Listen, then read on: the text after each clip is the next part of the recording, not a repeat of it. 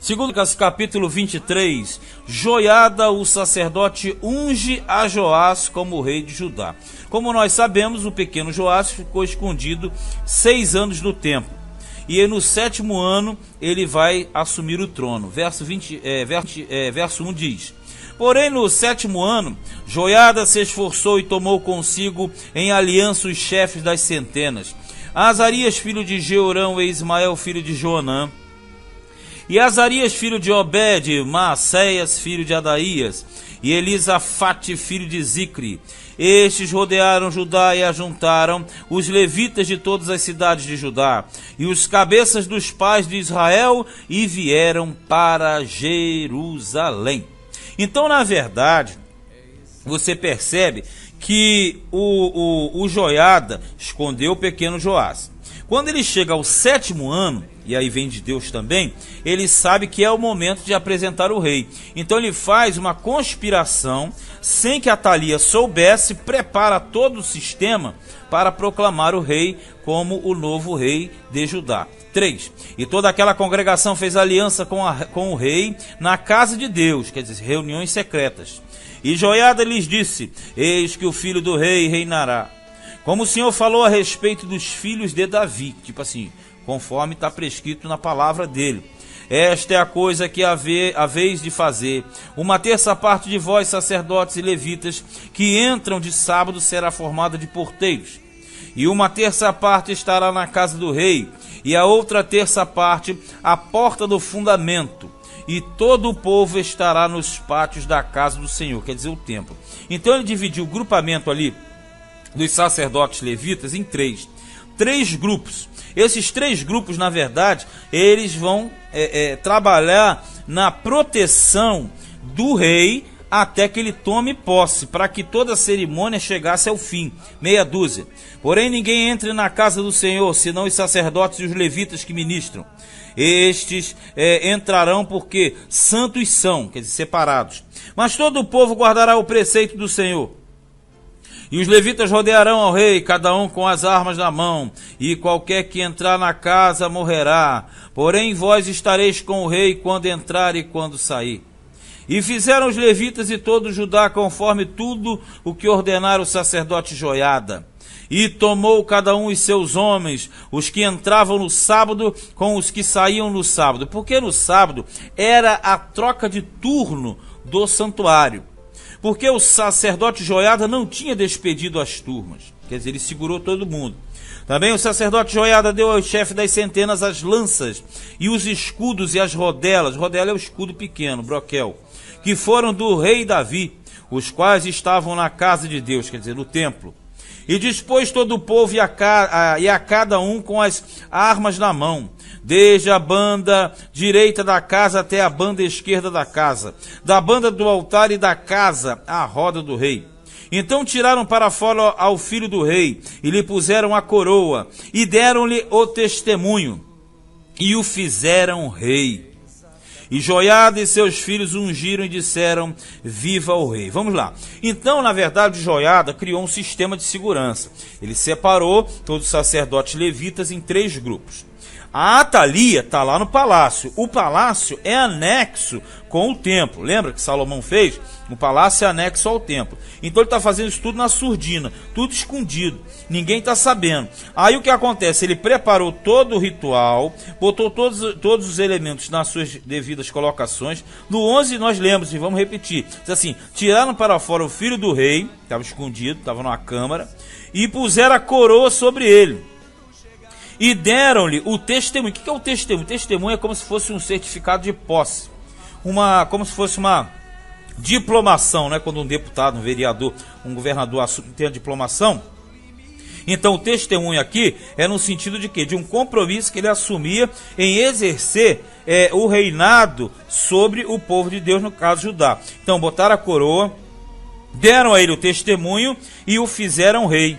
E Joiada e seus filhos ungiram e disseram: viva o rei. Porque a unção com aquele azeite sagrado era realizada pelos sacerdotes. Então os sacerdotes ungiram o rei e começaram a gritar: viva o rei.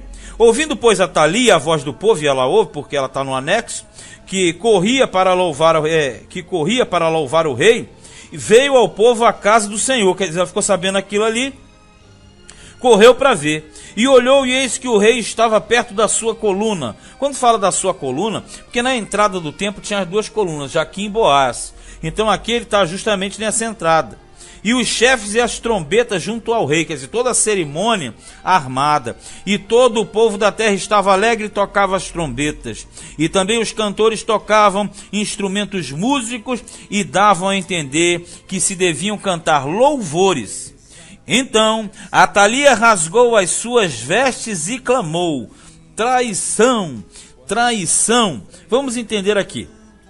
Ela não sabia de nada. O garoto ficou 6 anos escondido. No 7º ano, tirou o menino para fora, colocou a coroa, fez o testemunho e o povo consagrou. Ele foi ungido e o povo reconheceu como rei e gritava: viva o rei. Então, essa coluna que fala aqui, que ele estava, já era uma posição privilegiada para o rei, separada, destacada para o rei. Então, todas as vezes que o rei se dirigia ao templo, nas festividades, principalmente nos sábados, porque todo sábado você tinha a mudança do turno, etc. Os reis de Israel, no caso agora só de Judá, eles ficavam ali naquela posição onde já tinha um lugar normal para ele exercer os seus rituais. Não somente acompanhar, mas até quando ele mesmo oferecia algum sacrifício, ficava ali encostado à coluna. Quando ela ficou sabendo, ela gritou: traição, traição. 14. Porém o sacerdote Joiada tirou para fora os capitães que estavam postos sobre o exército e disse-lhes: tirai-a para fora das fileiras, quer dizer, tira ela fora. E o que a seguir morrerá a espada, porque dissera o sacerdote: não a matareis na casa do Senhor. Porque na verdade, tipo assim, ela não é digna de morrer na casa do Senhor. Ela vai profanar a casa do Senhor. Então tira ela para fora e mata ela lá fora. E eles lhe lançaram as mãos, e ela foi à entrada da porta dos cavalos. A gente vai falar dessa porta dos cavalos lá em Lemias, da casa do rei, e ali a mataram. Quer dizer, ela foi arrancada do templo, foi levada para fora, a porta dos cavalos, que é a entrada da cavalaria, e ali mataram Atalia. Aí você já conhece a história. Quando existe morte, existe expiação de pecado. Como ela estava importando o culto a Baal para o reino, automaticamente agora ela morta, a terra a alivia. Isso é consequente no 16. Vejamos. E Joiada fez aliança entre si, o povo e o rei, para serem eles o povo do Senhor. Olha só, por que o Joiada faz aliança entre si, o povo e o rei? Porque na verdade o rei não tem ainda estrutura para reinar, para governar. Então na verdade o grande mentor de tudo será Joiada. Joiada estará praticamente manipulando todo o sistema. Então ele organizou uma renovação de aliança entre ele, entre o povo, entre o rei. Mas que na verdade seria entre o rei, entre o povo e o Senhor, assumindo o compromisso de abandonarem a idolatria e voltassem somente para Deus. 17. Depois todo o povo entrou na casa de Baal e a derribou. Para você ver como é que está o estado da situação. Eles quebraram os seus altares e as suas imagens, e a Matã, sacerdote de Baal, mataram diante dos altares. Então, para você ver como é que o negócio estava grave, muito grave, estava gravíssimo. Toda a terra de Judá já estava cultuando, afloradamente a Baal. Já tinha templo para Baal e tudo. 18. E Joiada ordenou os ofícios na casa do Senhor, debaixo das mãos dos sacerdotes, os levitas, a quem Davi designara na casa do Senhor, para oferecerem os holocaustos do Senhor, como está escrito na lei de Moisés, com alegria e com canto, conforme a instituição de Davi. E pôs porteiros às portas da casa do Senhor, para que não entrasse nela ninguém imundo em coisa alguma. Quer dizer, ele começou a reorganizar, a fazer aquela faxina, porque justamente todo esse período o sistema estava corrompido. Durante todo esse período, o sistema estava totalmente desligado. Então, o que acontece é que o Senhor, ele já estava com a sua ira bem acesa. Mas, como Deus ele trabalha em períodos, e de acordo com a compreensão, com o entendimento e com aquilo que a pessoa está vivendo, automaticamente esse período aqui, ele foi um período transitório. 6 anos, como eu falei, 6 anos foram os 6 anos da falha. E vem o 7º ano, e o rei tinha quantos anos? 7 anos de idade. Inclusive, Joiada foi o rei mais novo da história dos reis de Israel. 20. E Joiada tomou os capitães de 100, os poderosos e os que tinham domínio entre o povo e todo o povo da terra, e conduziram o rei da casa do Senhor, e entraram na casa do rei pela porta maior, quer dizer, a entrada principal, e assentaram o rei no trono do reino. Quer dizer, eles pegaram o que? Foram com ele do templo para o palácio, e ele tomou posse, sentou no trono que lhe era de direito.